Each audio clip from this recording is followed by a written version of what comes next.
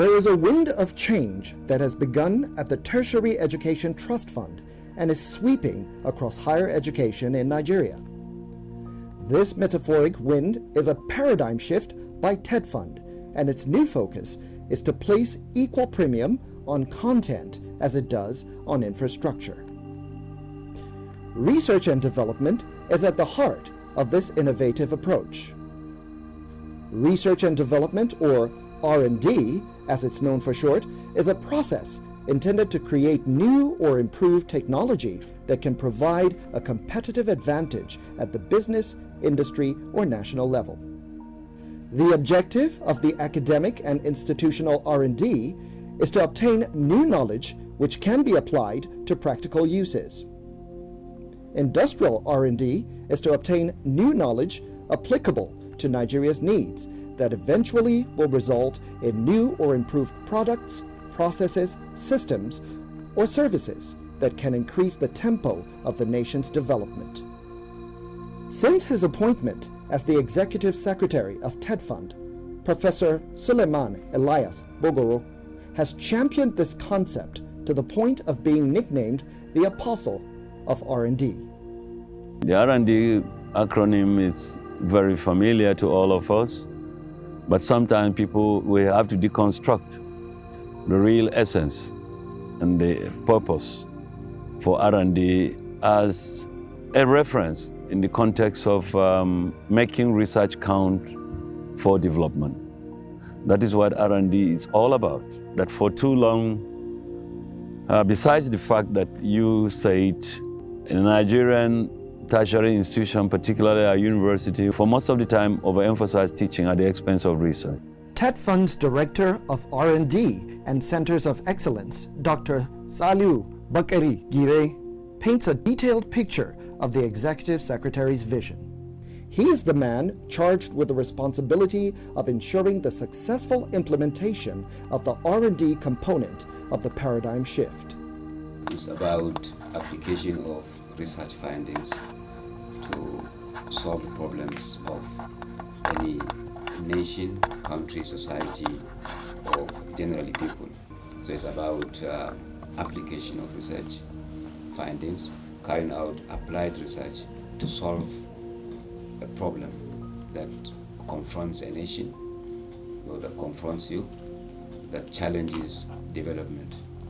In other words, research and development is about investing wisely in the field of applied research to solve a problem. To have a deeper understanding of why research and development is critical to universities, polytechnics, and colleges of education, one needs to have a corresponding understanding of the paradigm shift itself.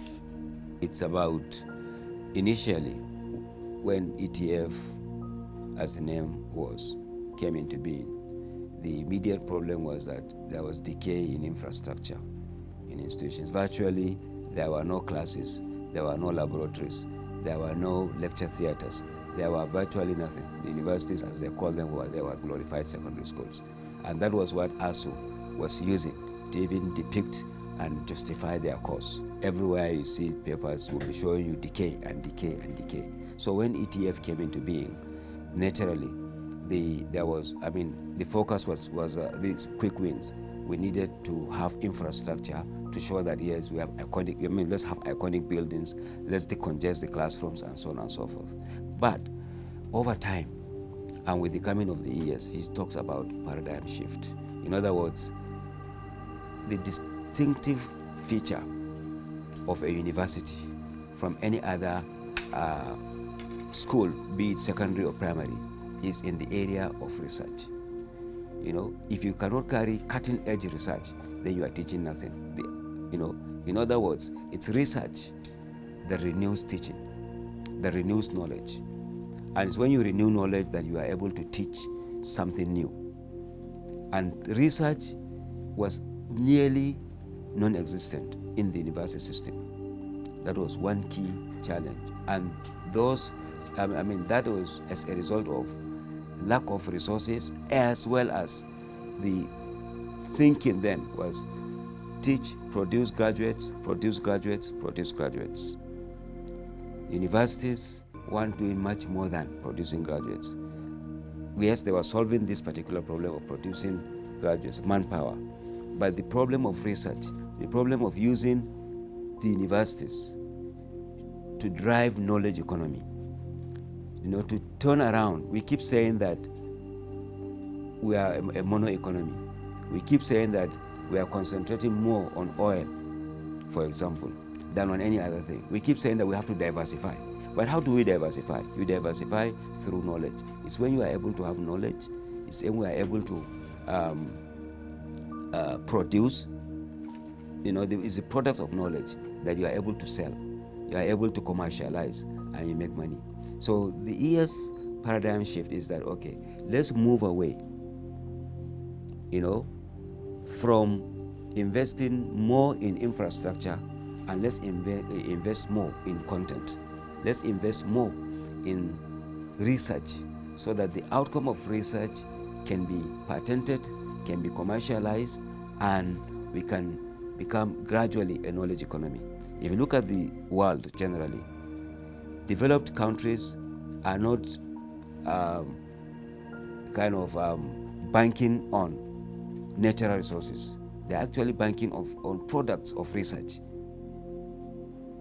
And talk about the Asian tigers, South Korea, talk about Malaysia, talk about even China. These countries have been able to grow economically through the product of research. Some of them don't even have oil. Indonesia actually withdrew from OPEC because they didn't need to sell their oil. They've done enough. They have been able to develop such that the entire oil that they got can be utilized within their own country. So this is what the ES is looking at.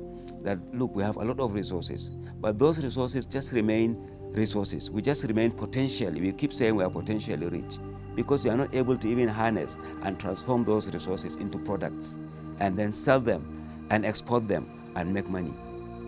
That is our key. That's what he meant by paradigm shift. Let's move away from the normal, from the traditional. Let's disrupt the system, if you like. Let's accept the fact that knowledge is wealth. And actually, if you want to have sustainable economic development, you have to invest in knowledge. One of the fundamental objectives of R&D under the paradigm shift is the emphasis on applied research, which transcends basic research. Basic research has as its objective a fuller knowledge or understanding of the subject under study, rather than a practical application thereof. As applied to the industrial sector, basic research is defined as research that advances scientific knowledge but does not have specific commercial objectives, although such investigation may be in fields of present or potential interests. Applied research, on the other hand, is directed towards gaining knowledge or understanding necessary for determining the means by which a recognized and specific need may be met. In industry, applied research includes investigations directed to the discovery of new knowledge, having specific commercial objectives with respect to products, processes, or services. But what impact has TETFund's R&D policy made on tertiary education in Nigeria so far? Dr. Bakari explains. Normally, change is a process, and I would say change is a journey.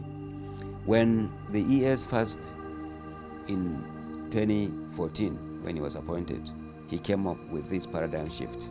But very few people, even within the TETFund, really understood where he was heading to. When he said research and development, people say, what is the distinction between research and development and research and publication, for example, and that what's new.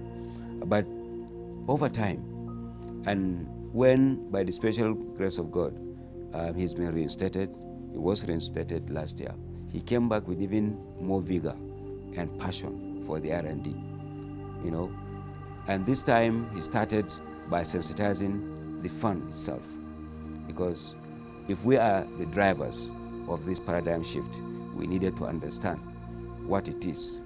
And he helped us to really, through engagements and series of engagements and advocacy and sensitization, we are able to understand his vision of this R&D paradigm shift. That's one. Secondly, he also engaged other critical stakeholders, especially the university system and the polytechnics, as well as the colleges of education. He set up a committee that had an interface between the university administration, the research administrators, and the fund, and we together came on the same page. We were able to understand the vision, and also not only understand, we were also able to appreciate this vision. Next, he made sure that he made substantial allocation for research, for problem-solving research, the NRF in particular. Before now, the fund had only about, let's say, 3 billion naira for almost 10 years for problem-solving research. But in 2019 alone, he was able to recommend to the BOT, and it was approved by Mr. President, that we got 5 billion naira for 2019 alone to fund problem-solving, cutting-edge research across the country. And as a result of that, we were able to fund 128 research proposals. Most of those research proposals, if they are able to be completed, they are going to turn around, the research in this country. There are a lot of, especially about 40% of the research proposals we funded have to do with research in pharmaceutical areas, in medicine, in climate change, in security, and so on and so forth. So the idea is, at the end of it, the outcomes of those research will lead to further upscaling of their research findings, and also, to some extent, we'll be able to patent and even begin to commercialize and sell our research outputs to the world. Yes, and in 2020, the ES has again recommended to Mr. President through the board and the Honorable Minister, and it was approved. We have upscaled our research grants, again, allocation from 5 billion to 7.5 billion naira. Presently, we've advertised for concept notes, and we have received an unprecedented number, about 5,814 research proposals have been received, and they are now being assessed for possible funding. So this is one way of, this one approach. Another intervention that I think is very impactful is that we realize that because majority of academics in our tertiary institutions, especially in polytechnics and colleges of education, but also even in the universities, they need their capacity to be built, to be enhanced in the area of carrying out applied problem-solving research, because they've not been doing it for long. And because we are now saying you must carry out this research, so the fund has organized training, what I call train-the-trainer workshops in some of the best universities in the world, in US and in Cambridge, where our senior academics can interact with other senior professors and academics in Cambridge and other world-class universities, so that they share experiences. They are trained on how to carry out research, and not only how to carry out research, but they are trained on how to even get research grants. To ensure success, TETFund, under the leadership of Professor Suleiman Bogoro, has adopted the triple helix model. This innovation refers to a set of interactions between academia, industry, and government to foster economic and social development. Triple helix is just like saying we are building a relationship on there will be three legs, just like the word triple. One leg is the academia that are supposed to do the research.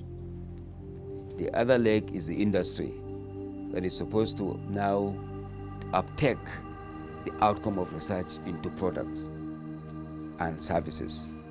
and then the other leg is government that will bring the two together. Government has to come to bring the academia and the industry together so that we now are able to actualize that knowledge economy that I was talking about. The knowledge is supposed to be from the universities. The universities are supposed to be hub of knowledge. They are supposed to actually be the hub for startups, for ideas, at times we call them crazy ideas. But those crazy ideas, you have to disrupt your thinking and come up with those crazy ideas. And then those ideas will now be tested by the university community and see the potential. And that potential will be will be funded by the industries so that they bring out some products out of this.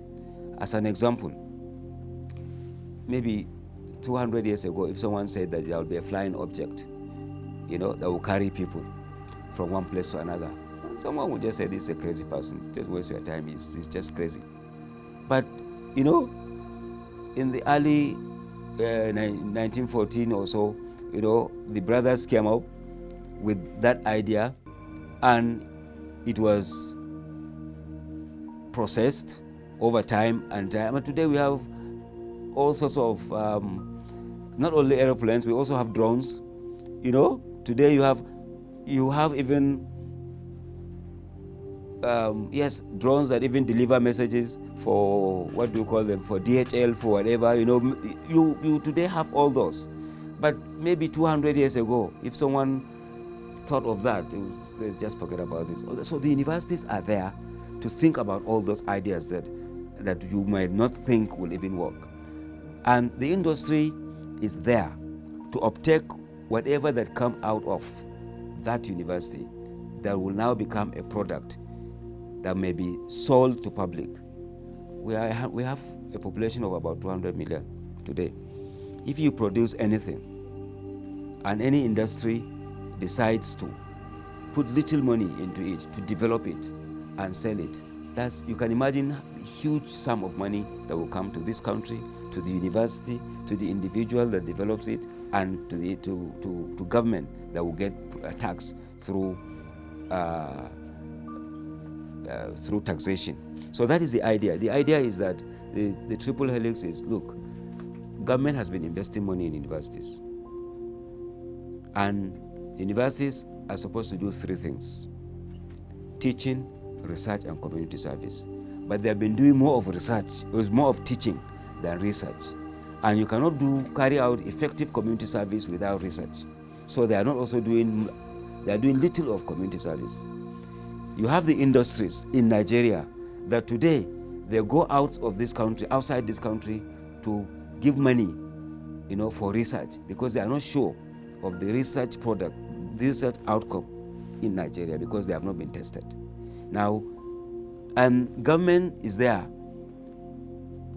standing alone, that keeps saying the universities must produce something for this country. The universities must help develop the economy of this country. The same government is also saying the industries, we must have indigenous industries. Industries must evolve and solve our problems. But the government has not has not brought these two together.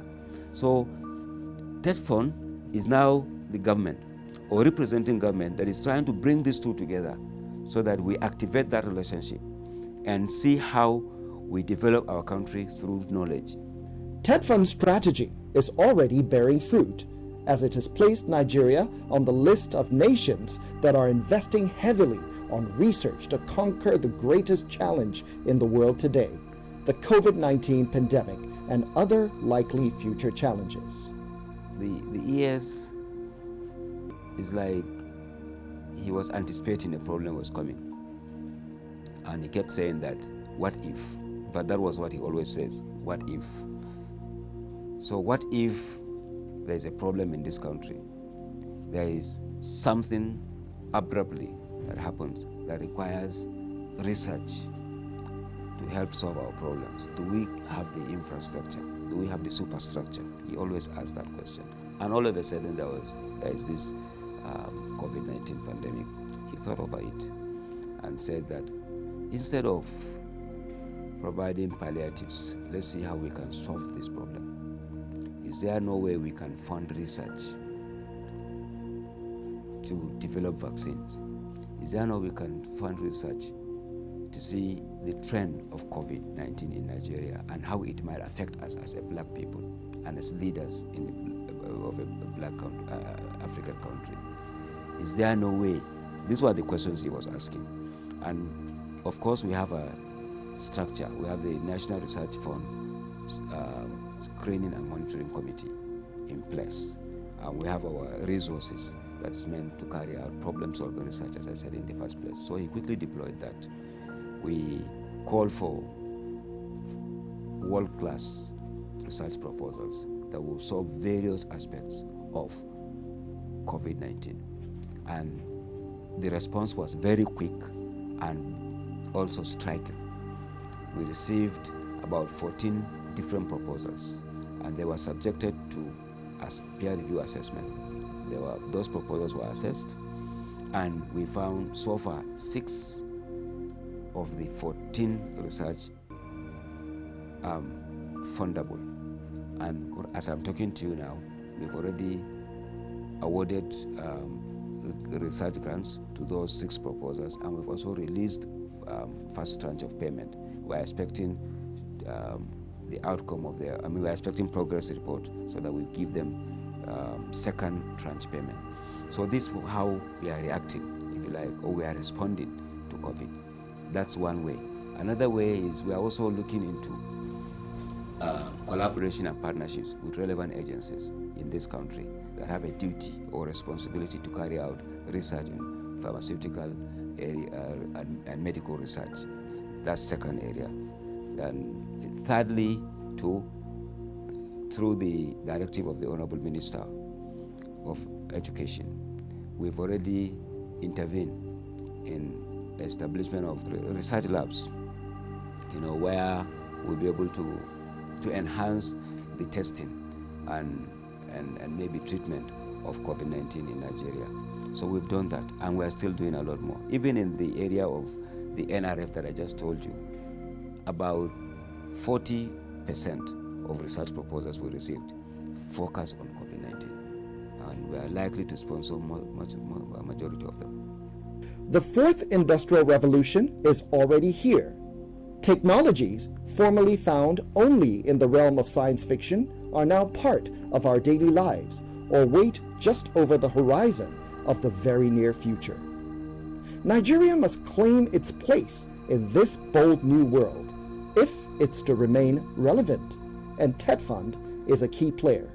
I'm very much excited because the future of TETFund is very much assured now